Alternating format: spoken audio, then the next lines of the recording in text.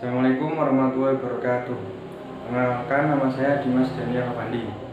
Di sini saya akan menerangkan tentang pengertian, tujuan, dan fungsi karya tulis ilmiah. Pertama-tama ada pengertian karya tulis ilmiah, yaitu karya tulis yang menyajikan gagasan, deskripsi atau pemecahan masalah secara sistematis, disajikan secara objektif dan jujur dengan menggunakan bahasa baku serta didukung oleh fakta, teori, dan bukti-bukti empirik. Jadi, karya tulis ilmiah adalah sebuah pemikiran gagasan yang dideskripsikan melalui kata-kata untuk memecahkan masalah, disajikan secara jujur dengan fakta-fakta yang ada dengan menggunakan bahasa yang baku. Nah, selanjutnya ada tujuan karya tulis ilmiah, yaitu yang pertama untuk menyampaikan gagasan, yang kedua memenuhi tugas dalam studi, yang ketiga untuk mendiskusikan gagasan dalam suatu pertemuan, yang keempat mengikuti perlombaan, yang kelima untuk menyebarluaskan ilmu pengetahuan atau hasil penelitiannya.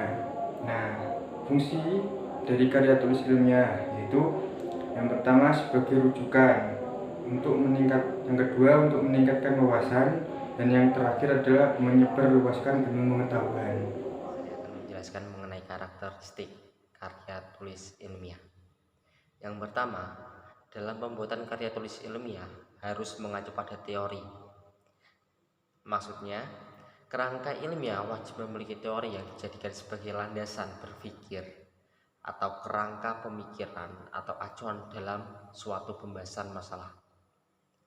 Yang kedua, karya tulis ilmiah harus berdasarkan dengan fakta. Artinya, setiap informasi dalam kerangka ilmiah selalu apa adanya dan harus konkret. Yang ketiga, logis. Maksudnya, setiap keterangan dalam kerangka ilmiah selalu dapat ditelusuri, dapat diselidiki, dan diusut alasan-alasannya secara rasional dan dapat diterima oleh akal. Yang keempat, objektif. Artinya, dalam kerangka ilmiah selalu keterangan yang diungkapkan tidak pernah subjektif dan harus faktual dan apa adanya, serta tidak diinterventasi oleh kepentingan baik pribadi maupun golongan lain. Yang kelima, karya tulis ilmiah harus sistematis, baik penulisan atau penyajian maupun pembahasan dalam kerangka ilmiah disajikan secara runtut, kronologis, sesuai dengan prosedur dan sistem yang berlaku, dan harus tertib. Yang keenam, valid. Maksudnya, baik bentuk maupun isi kerangka ilmiah sudah sah dan benar menurut aturan ilmiah yang berlaku. Yang ketujuh, karya tulis ilmiah harus jelas.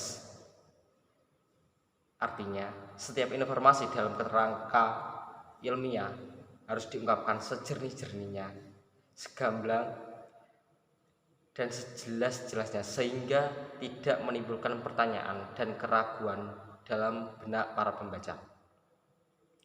Yang kedelapan, sesama. Baik penyajian maupun pembahasan dalam kerangka ilmiah dilakukan secara cermat, teliti, dan penuh kehati-hatian.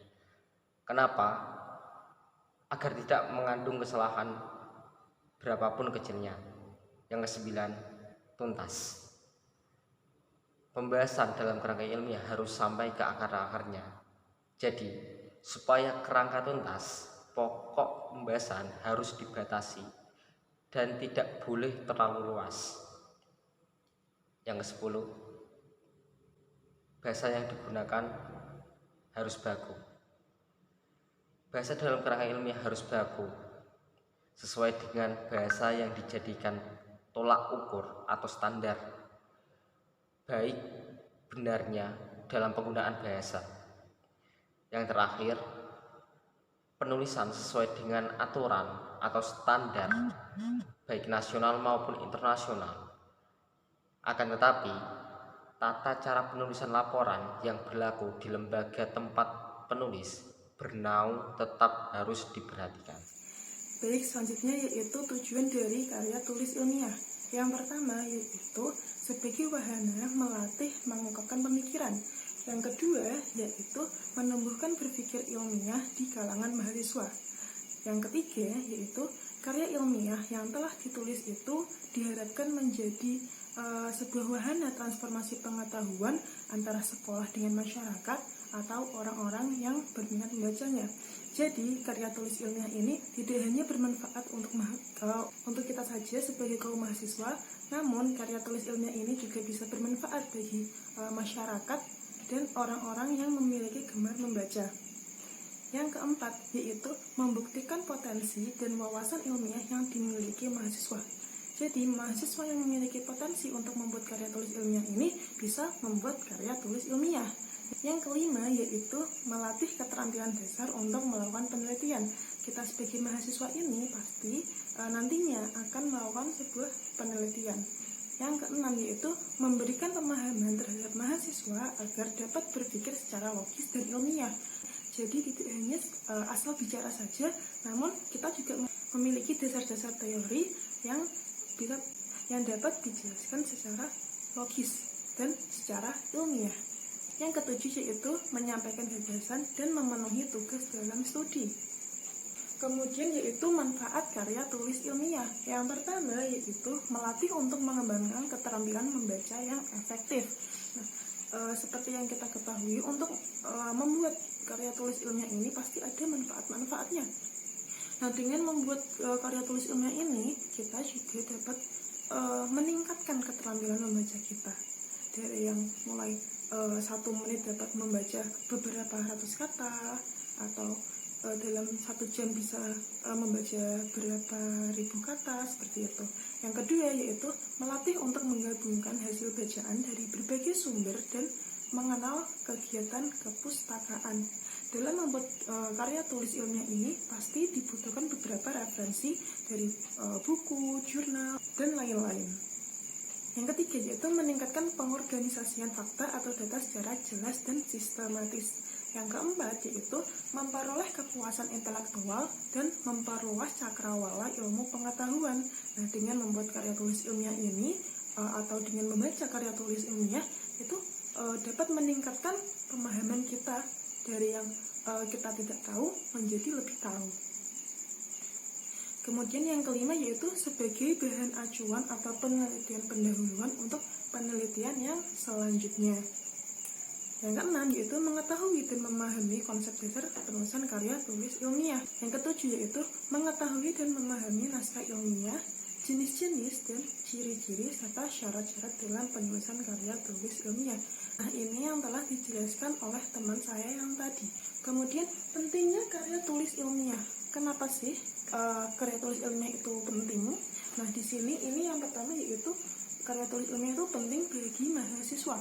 Jadi pada tingkat mahasiswa, keterampilan menulis sangat diperlukan untuk mengungkapkan gagasan atau ide dan menuliskannya ke dalam bentuk tulisan akademik. Sebagai bagian tidak terpisahkan dari kehidupan akademik. Terlebih lagi, menulis karya ilmiah bagi setiap mahasiswa adalah hal yang wajib diikuti dalam menyelesaikan perkuliahan. Di perguruan tinggi, mahasiswa dituntut dan dilatih untuk menghasilkan sebuah karya ilmiah seperti membuat laporan penelitian, makalah, jurnal ilmiah, skripsi, tesis, dan disertasi. Nah, dengan demikian, mahasiswa hendaknya mengasah kemampuannya dengan salah satu cara adalah membaca agar dapat memperkaya kosakata bahasa ilmiah. Karya tulis ilmiah ini merupakan makanan sehari-hari bagi setiap mahasiswa. Nah, seperti yang kita tahu, di jurusan kita ini yaitu PGSD itu pasti sering membuat sebuah makalah. Nah, dalam membuat makalah itu pasti ada syarat-syaratnya, harus ada ketentuan-ketentuannya dari mulai pendahuluan, pembahasan, penutup, daftar pustaka dan lain-lain. Begitu juga dengan jurnal ilmiah, skripsi, tesis dan disertasi. Sebagai contoh, nah skripsi ini yaitu tugas akhir untuk menyelesaikan sarjana 1. Nah, jika tidak membuat skripsi bagaimana? Ya tidak akan bisa lulus. Nah, seperti itu. Itulah pentingnya karya tulis ilmiah bagi tingkatan mahasiswa. Nah, bagaimana dengan tingkatan guru? Apakah itu juga penting? Nah, Penulisan karya tulis ilmiah merupakan kegiatan yang penting bagi seorang guru yang profesional. Kegiatan ini dilakukan dalam rangka meningkatkan kualitas pengelolaan kelas, kualitas layanan kepada anak didik, dan juga peningkatan profesionalisme guru itu sendiri. Karya tulis ilmiah penting bagi guru karena berfungsi sebagai rujukan atau referensi untuk meningkatkan wawasan atau menyebarluaskan ilmu pengetahuan. Menulis karya tulis ilmiah juga penting untuk meningkatkan keterampilan mengintegrasikan berbagai gagasan dan menyajikannya secara sistematis dan memperluas wawasan ilmu pengetahuan. Nah, kita ini sebagai calon guru harus mengetahui apa sih pentingnya karya tulis ilmiah ini bagi guru. Salah satu syarat untuk menjadi guru yaitu sertifikasi. Guru yang profesional itu tidak hanya dapat mengaplikasikan satu kompetensi saja, yaitu kompetensi pedagogik. Namun, guru yang profesional itu dapat mengaplikasikan kompetensi pedagogik, kompetensi profesional, kompetensi sosial, dan kompetensi. Ya, baik, selanjutnya adalah jenis-jenis karya tulis ilmiah. Yang pertama adalah skripsi.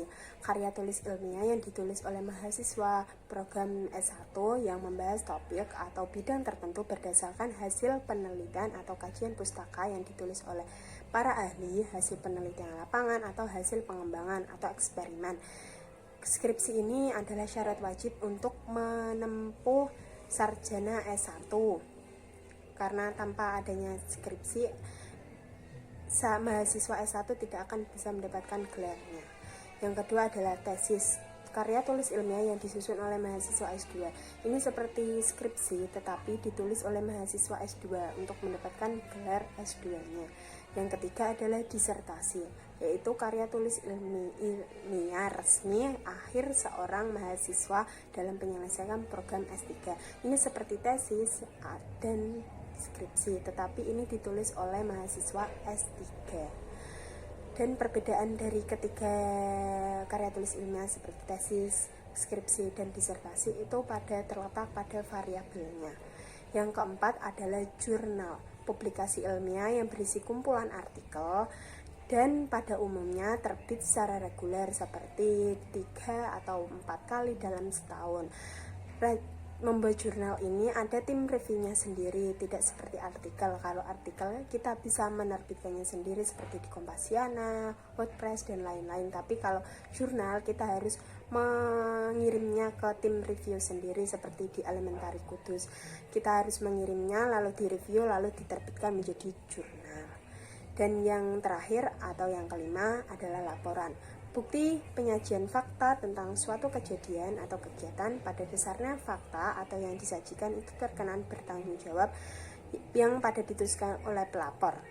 Seperti kita waktu sekolah MA, SMA, SMK, waktu membuat laporan kita kan meneliti hasilnya sendiri atau membuktikan bahwa itu benar atau salah atau fakta atau seperti kita menguji asam dan basa, warnanya apa, seperti apa, lalu dituliskan di laporan tersebut. Itu kan berisi tentang fakta dan lain-lain. Terima kasih.